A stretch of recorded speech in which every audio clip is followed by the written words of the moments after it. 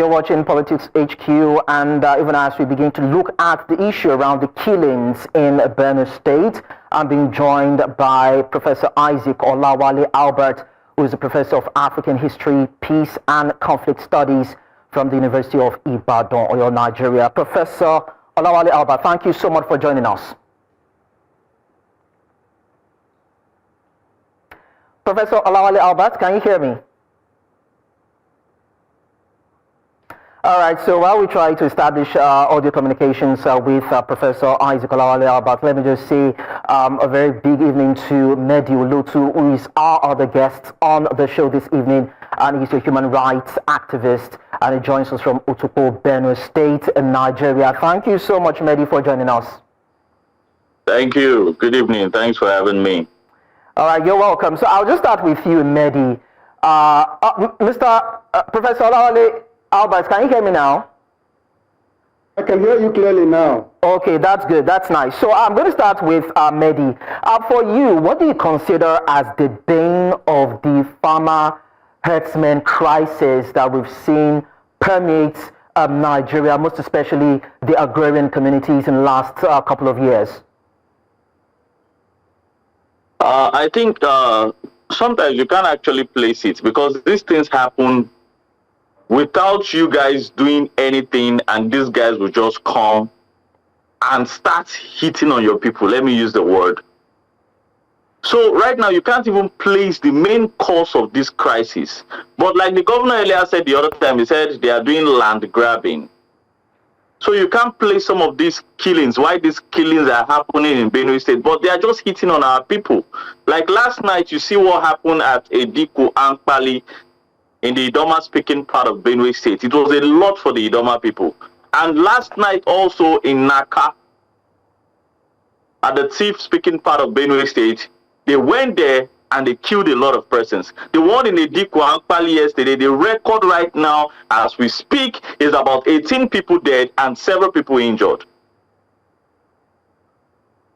So this is right now you can't.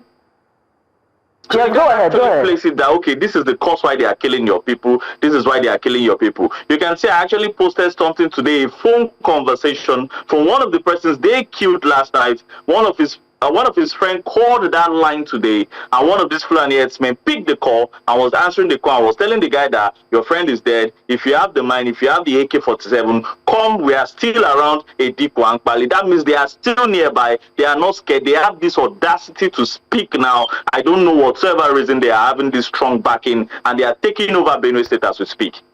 Wow. Now, this is quite huge. Now, Professor Olawale Albert, I'd like to take your own perspective to this. I mean, just listen to Mehdi now talk about the effrontery around land grabbing, the killings, and all whatnots that we've seen happen in Benue State and the neighboring communities. How do you see it? Well, I think one should start by correcting a wrong impression that we are probably trying to create on this program. What is happening to Benue State is not farmer-herder crisis. Farmer-herder crisis creates the misleading impression that this is a conflict between herders and farmers competing for ownership of land. To me, I think what is happening now is like genocidal attacks, because the attacks are not limited to farmers. Some university professors have been killed. Some Catholic Reverend Fathers have been killed. Some travelers have been kidnapped, and some of them raped and killed. So this crisis affects a large spectrum of people, and therefore, it is no longer a question of people competing for ownership of land. To me, I think it's an attempt to completely drive the people of that part of Nigeria away from their communities. Now, why they are doing it is difficult for us to understand. The Nigerian state is in a better position to frame the problem. But I think part of the failure of the Nigerian state that we see is that the government has not been able to tell us what is really happening to Benue State. When Governor Autumn was there, he was said to be the problem. But now he has left. Governor Alia is facing the same problem. And when that crisis started in 2015, what President Buhari told us at the initial stage was that it was a conflict between two neighbors. Then later the president came up with another explanation saying that those attacking Benue State are terrorists from Libya. So what is really happening? The government is in a better position to tell us what is happening. Otherwise, this killing will continue a very long time. Now, Mehdi, you are in Benue State, and I want to believe you're privy to these situations that we see happen within the confines of where you reside. Genocidal attacks, ethnic cleansing, land grabbing. If you're going to describe it or categorize it, what would you say is focal in all these conversations and all these allegations? No, please, I can. Please, can you take it again? Let me get you. So I said, we're talking about genocidal attacks, we're talking about ethnic cleansing, land grabbing, killings, and all that. Yeah. What do you think is focal? And how do you think the body language of the government in Benue State has been reacting to all these? I think the body language of the government of Benue State, they are trying to see this in a. They are still looking for the word to place it. They are still looking for the word to place it. Like right now, the Benue chiefs, they came together and they said, the Benue chiefs, and with the backing of the state government, they said they are giving these Fulani herdsmen or these Fulani people to leave Benue in the next 14 days. Now, if you are saying they should leave Benue in the next 14 days, and this guy are still, in fact, right now, the Benue people are the ones vacating Benue because people are running. Like 3 days ago, people were leaving their houses in a village called Agang, close to Makodi, the state capital. Now you're giving people time. You're giving them days to vacate your community, and these people are still creating worse situations for you. So how do you place this? Right now, the state government are so confused. They are confused. I feel they don't even know what to do. We are left to ourselves right now in Benue State. We are left to ourselves. As I speak to you now, everybody are sleeping with one eye closed. We don't know the community they are eating next. Last night, they hit a community called Edikwankpali. They went to Otupa, and other parts, Naka, they were there. So now you are so confused, you don't even know the main focus. You don't even know why they are doing these things. And the state government is confused. The state government is so confused.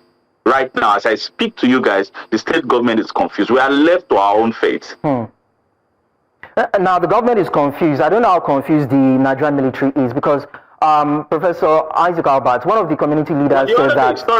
Sorry to break you. The other day, if the Nigerian military... the other day at Ikobi, there's a village called Ikobi. Okay. The other day, 2 military personnel were killed alongside with 2 villagers there when they attacked that village. So even the military themselves, I feel they are also confused. They are handicapped. They don't know what to do.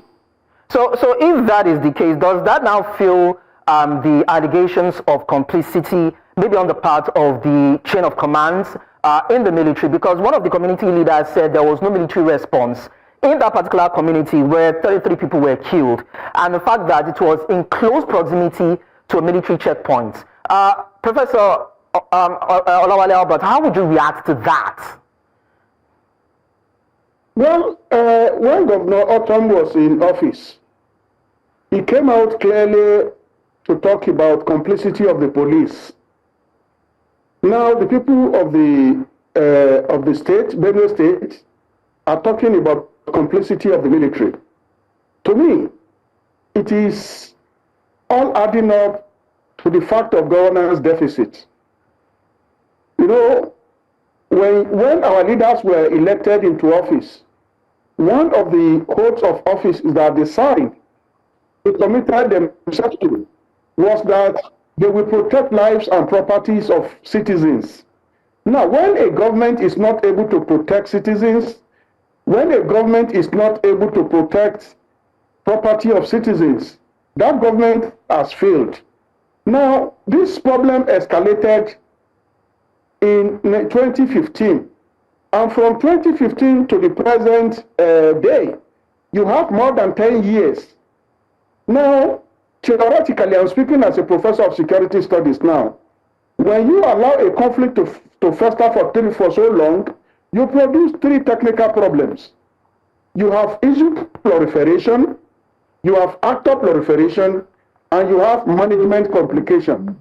Now, we have reached a stage of management complication, in which our security people that are supposed to be protecting us are themselves now killed. And that is the danger. When you allow a problem to fester for too long, then you becomes one of the, targets of these people. And I think that is what's happening now. Travelers are killed. Innocent people who are not familiar with what is happening in Benue State, they are caught in the crossfire. They are killed. So to me, it's an evidence of state failure. Okay, so we are going to talk more about this, but then we need to go on a break. When we return, we'll look at the complicity on the part of government, on the part of community leaders, traditional leaders, and probably what needs to be done to address this. We'll be back in a bit. Stay with us. Now, in 2024, the Nigerian military said that about 8,000 terrorists were actually neutralized and about 12,000 others were arrested. But in the first half of 2025 alone, we noticed that about 200 citizens or residents in Benue were actually killed by a herdsman. And now it seems as though the claims of government does not actually match with the realities that we're seeing play out in these affected areas. And of course, I've been talking to two fine gentlemen, that is Professor Isaac Olawale Albert and of course Mehdi Ulutu, to see how we can actually deal with these areas. Gentlemen, I'll come back to you now, but then I'll continue with Mehdi. Now, we've heard stories about community leaders, traditional rulers being said to be also conniving with criminal elements in these areas, and that has actually helped herdsmen or terrorists or insurgents to continue to carry out their attacks. You reside in Benue State. How true is this claim? As I speak to you, the claims are, I've seen videos where one of these herdsmen was actually talking and said, before we get to your community or before we do all these things, we should bribe your leaders and all of that, especially your traditional leaders. One of these days, I went to talk with a local government chairman. And the local government chairman, I asked him the question that, is it true, some of these traditional leaders? And he said, we've not really held anyone responsible, hold anyone responsible that, okay, you used to collect money. But trust me, the allegations are everywhere. The body language are everywhere, because sometimes you see things happening and you see some of these people or some of these traditional rulers are not acting up. They are not speaking up to these things. They are acting handicapped. Like from one of these villages, you will see a traditional ruler that don't want his people. It will be telling them, okay, don't go, don't attack, don't do this, don't do that. What are you calming these people for? Do you want them to sleep in their houses and get killed? And you are calming these people. You don't want them to move forward. You don't want them to attack. You don't want them to defend themselves. And people are running. People are leaving their houses. I've seen a case where a traditional ruler will come to a particular town where we reside and stay in an hotel, and your people are being killed. So what are you saying? What are those body languages? So if the allegations are everywhere that traditional rulers are involved, that means some of these chiefs are really doing it. But we are yet to hold anyone to it and say, okay, you are involved in this thing. And until then, we still have our eyes on the ground. Now, Professor Olawale Albert, if community leaders are conniving, the government is negligent, the army is also colluding, where will the respite come from? How do we tackle these violent killings? How do we even begin investigation to know what the truth actually is? Well, to me, I wouldn't believe that any traditional ruler would agree to be bribed for his people to be killed. I mean, that does not appear logical to me. But what probably is lot more logical is that traditional rulers, being afraid of the consequences of acting, might pretend not to be interested in solving the problem. Or from the outside, you think they are not interested in solving the problems. But probably some of these traditional rulers took some actions in the past, and they were also eliminated. Because we do know from 2015 to the present, several traditional community leaders have been killed in Benue State as a result of this problem. So probably the traditional rulers, unsure of their own safety, might actually behave in a manner that will appear as if they are not interested in the problem being solved. But I do not agree that any traditional ruler will be bribed, agree to be bribed, so that his communities will be wiped out. You've talked about, Professor Laole Albert, you've talked about the persistence of these killings. Doesn't it mean that some people are actually benefiting from it? Well, obviously, some people are benefiting. Some people are benefiting. If you approach it from the context of what we call conspiracy theory, you will note that there are several people in the country that are benefiting. We have managed many conflicts in this country, and in the process of managing the conflicts, we saw people from different parts of the country actually pulling the strings. So it's very clear that what is happening in Benue State involves many stakeholders outside the community. And when you are doing stakeholders analysis of those responsible, you find agents, you find individuals from the federal government, you find in the army, you find in the police, you find among politicians. So you find a coterie of, people, groups actually firing this problem. But these people are doing what they are doing because the federal government is not doing what it ought to have been doing. I remember that in the year 2020, September to be precise, the federal government took out a militant in Benue State called Ghana. So Ghana was giving Benue State problems. It was taken out. So why is it difficult now for the federal government to identify those troubling Benue State and take them out? So it is convenient for some people for this problem to continue. But we have what is called early warning system. Early warning systems are, they exist all over the world. People are studying Nigeria, and the failure of Benue State is a minus to the leadership of Nigeria. So in future, the federal government will say we want to do this internationally, and Benue State will be cited against Nigeria. So let us not look at it as a local problem. It is a global problem, and a global problem that is now being misinterpreted, because in some Western countries now, Benue State, the crisis in Benue State is considered to be a crisis against Christians. But is that what is going on? No, it is not a crisis against Christians. It is a crisis of people from outside who wants to take people's land. And we've said it we said it at the 2014 conference, that foreigners are coming into Nigeria to come and make life difficult for Nigerians. But the problem is escalating on a daily basis. They come, they take money, they kidnap people, they kill community members, and these people walk away. And in the process of walking away, you think they are flies that nobody can see. You think they are flies that nobody can trace. They kill, they move away, they come back when they want to kill and kill more. No, it's a shame on Nigeria for us to have descended to this level. All right. Now, Mehdi, we have intelligence gathering, coordination of operations. We have the JTF, local vigilantes, and all these local security personnel apparatus. How would you describe their efforts in combating these violent attacks? I would like to salute the effort of the local vigilantes.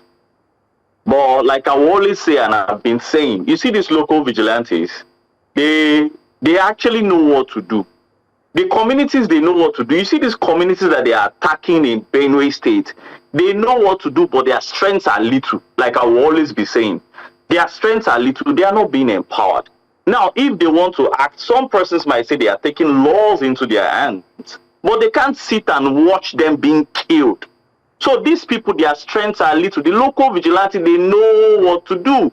They know the place. They know these bushes. They know where these guys are coming out from. They know everything. Now, most of these local vigilantes are the one even helping out the soldiers, the police, and the rest. Because if they are going anywhere, these local vigilantes are always taking the lead because they know the environment. They know the bushes. They know everywhere.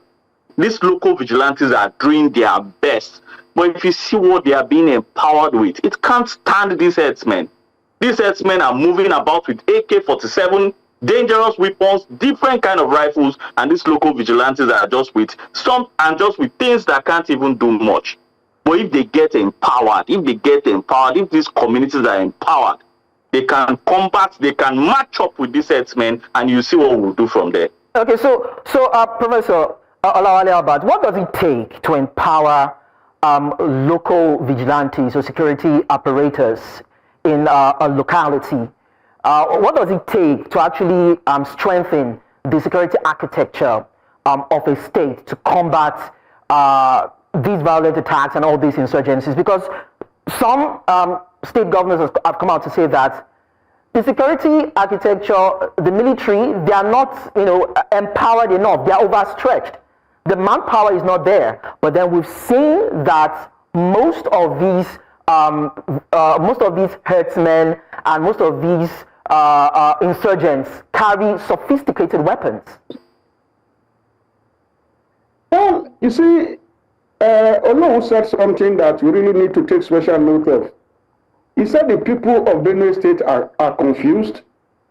They are confused because the Nigerian state is confused on what to do. The former governor of Benue State, Autumn, created forest guards to actually manage these people. I mean, they are like vigilantes, but supported by the government. It became a big crisis. In all those states, Governor Keredolu actually asked the criminals occupying the forest to leave the forest. The presidency rose against him, and they frustrated that policy. Nigerians are asking for state policing. It has been frustrated by the Nigerian state. So we have several policies that have been suggested by the people, but that the government is not ready to deal with. To me, it is not a matter of bringing in more police. It's not a matter of bringing in more army. Why can't we actually start, legislate against this free movement of animals all over the country? Are we the only country in Africa? We suggested ranching at the 2014 National Conference. The report was thrown away. These governments at a stage said ranching, it died down. Nobody is talking about ranching again. So if we can actually start a modern ways of managing our animals, then you will have a situation where no criminal will take. We pretend to be managing animals and be coming to communities to take human lives. So the first thing I think we should do is to actually legislate against this movement of animals. Let us start ranching. We will get more resources from ranching. Our animals will behave, will be better. Even those carrying them around will live better life. Okay. But we have refused because what we're gaining from these killings, probably surpasses the need to make Nigeria become peaceful. Okay, so that's where the problem is. Those who are benefiting and how to thwart all these saboteurs, so to speak. Now, I'm going to get Medu's reaction, but then we need to quickly go on another short break. And when we return, we'll continue with the conversation. Don't go away. So in the last 1 year, President Bola Tinubu has actually disbursed 200 billion naira to combat insecurity in Benue State alone. But then about 80% of the communities in Benue State have been ransacked farmer-herdsman crisis. And now we can talk about ranching, we can talk about ruga, open grazing and all that. But then we need to find out what truly can actually stem this crisis that has actually permeated Benue State and other agrarian communities in Nigeria. And I'll just put that to Mehdi Olotu. Now, do you think that can actually help? We've had nomads traverse the luscious areas of Benue State. And there have been different nomenclature attached to what can actually solve the problem. Open grazing, ranching, ruga.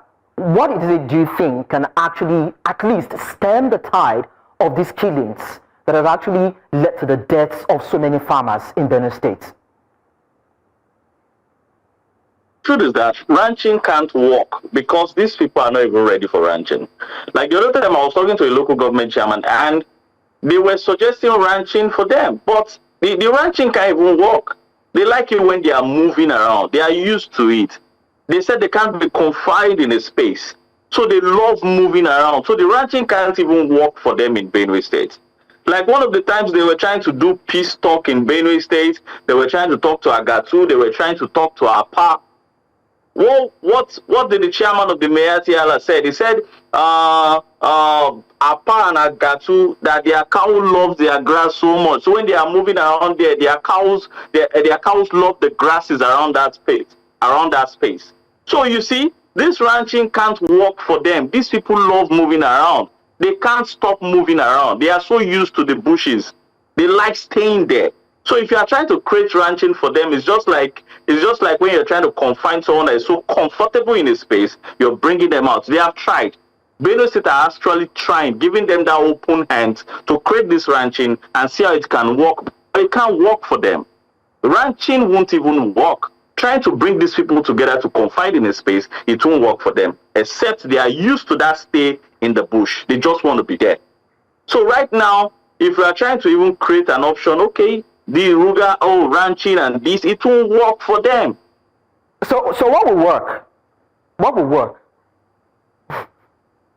Like what the state government said, with the backing, like what the chief said, with the backing of the state government, that they said, okay, they should vacate our farmland for now. But right now they said if they are vacating, that Nigeria is for everybody, that they can't vacate Benue, that they own Benue also, the same way we are also citizens of Benue State or citizens of Nigeria, that they're also part of Benue State. Like I've heard from one of them in one of these Fulani guys in a place called Utupa. He said it's from this place, that I can't leave this place anymore. So actually telling them to vacate the state is costing a whole lot for them right now. And that's why you see most of these things that are happening right now is stirring a whole lot. So as I said to you, the state governments are confused. The people are confused right now. Everybody in Benue State are actually confused right now.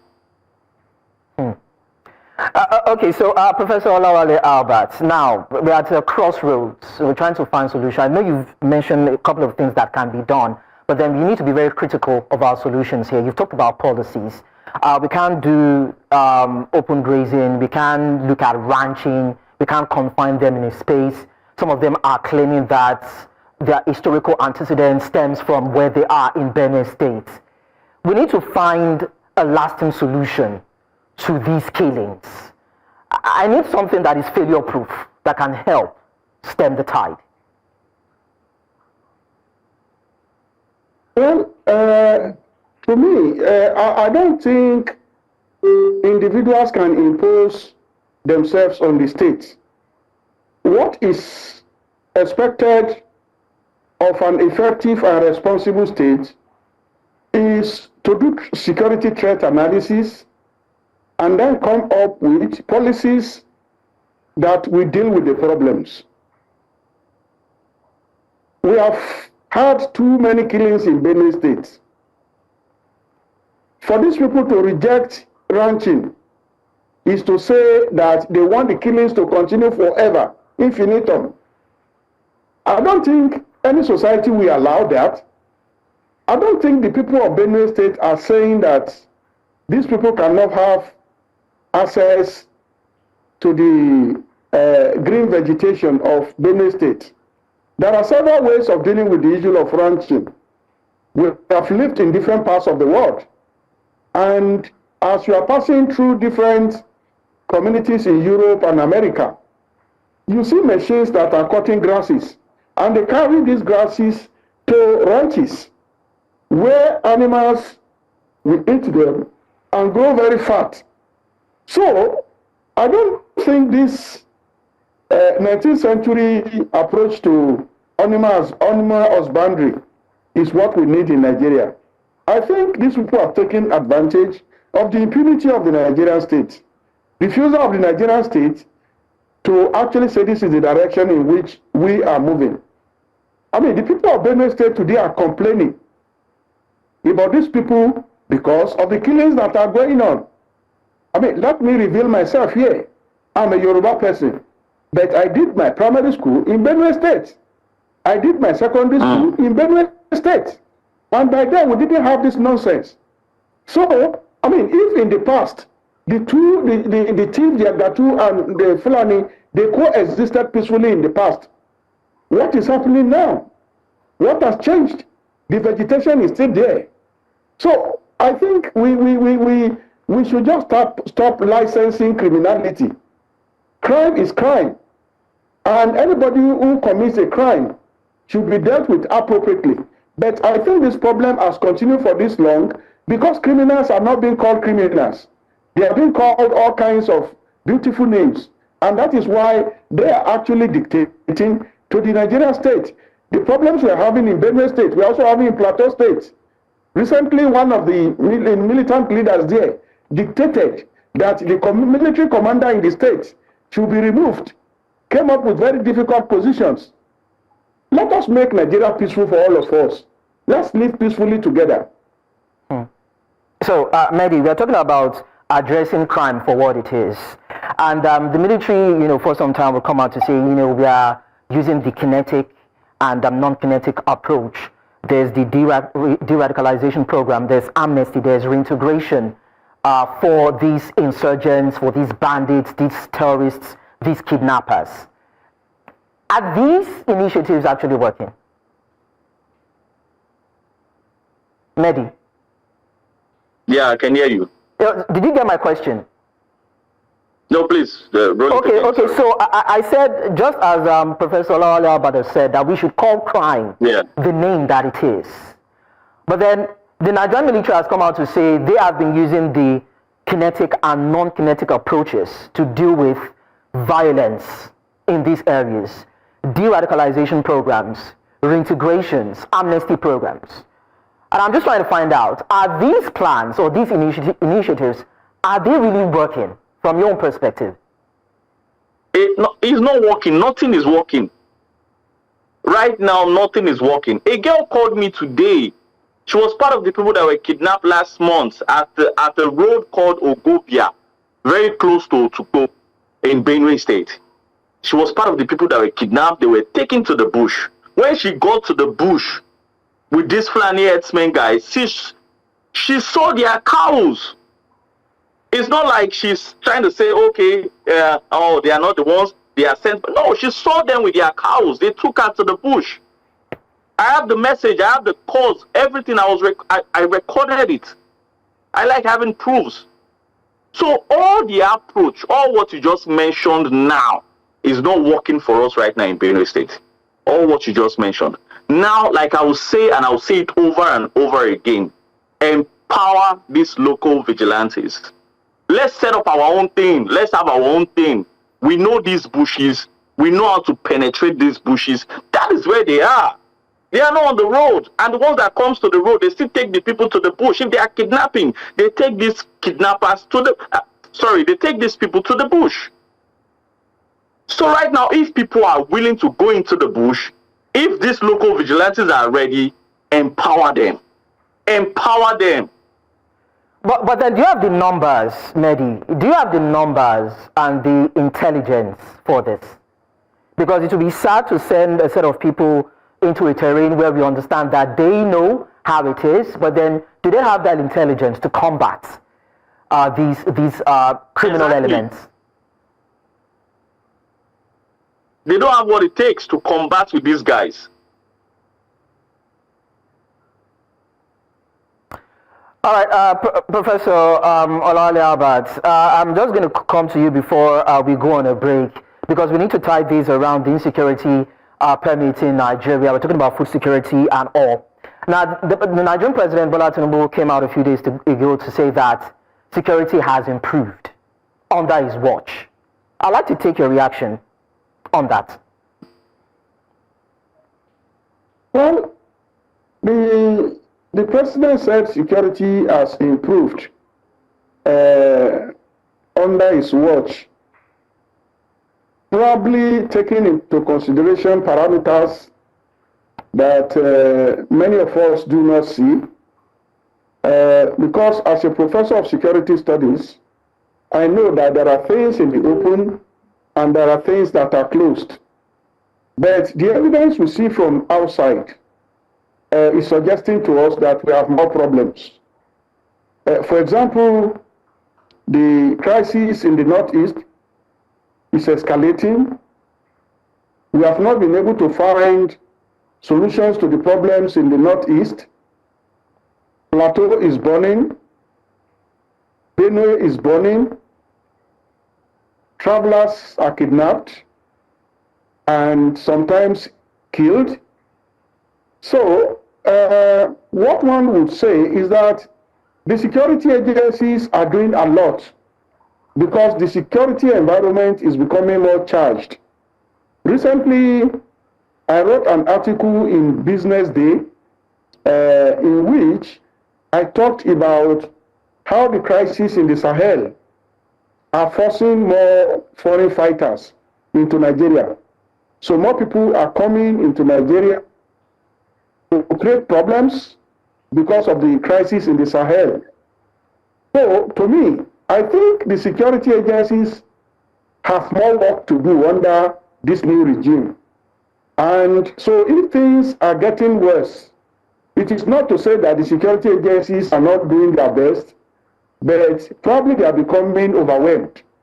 Because just last week, the Governor Zulum of Borno State, ran to the president in Abuja, begging the president not to allow Borno State to be taken over by terrorists. I mean, we don't have that type of situation, and you say security is improving. So, security agencies are doing their best. The president is providing more weapons to the security agencies, but I think we have more work to do. A lot of work that should be done, because we've even heard of allegations of foreign sponsors, and that actually shows that the battle that Nigeria is fighting, or the demons that Nigeria is actually fighting, is beyond the confines of our jurisdiction. We go on a very short break right now. When we return, we'll conclude on this conversation. Don't go away. So according to reports that we had, about 33 persons were killed in Akpa local government area, Gwar West, of Benue State, and this calls to question what should be done to deal with the issue around herdsmen and farmers' crisis and the killings and the banditry that we have seen take away the lives of so many people and destroy properties in Benue State, in the northern states, in northwest of Nigeria. And a lot of lives have been lost. It actually affects food security in Nigeria. We know that the Nigerian government is trying as much as possible to ensure that there is food sufficiency in Nigeria and the protection of lives and property too. But then there's so many challenges attached to this, and we're trying to find solutions to them. And that is why I've been talking to two gentlemen. That is Mehdi Olotu, who is a human rights activist, and of course Professor Isaac Olawale Albert. And even as we conclude on this, I'll just quickly come to Mehdi. Now, some people have actually said that this administration is politicizing the lives, or the security of the lives of people. That's all about politics for the rulers in Nigeria, or for this administration. But some people will come out and say, see, there's a need to declare a state of emergency if you are actually going to put an end to insecurity and violent attacks in Nigeria. What would you subscribe to?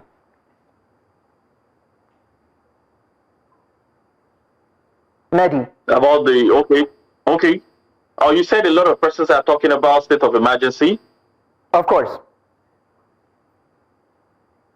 Is that what you said? Sorry. Let me go over it again. Let me go over it. This is what I said. I said some people say that it seems as though this administration is politicizing the protection or the security of lives and property in Nigeria. Others have said that due to the level of insecurity in Nigeria, there's a need to declare a state of emergency.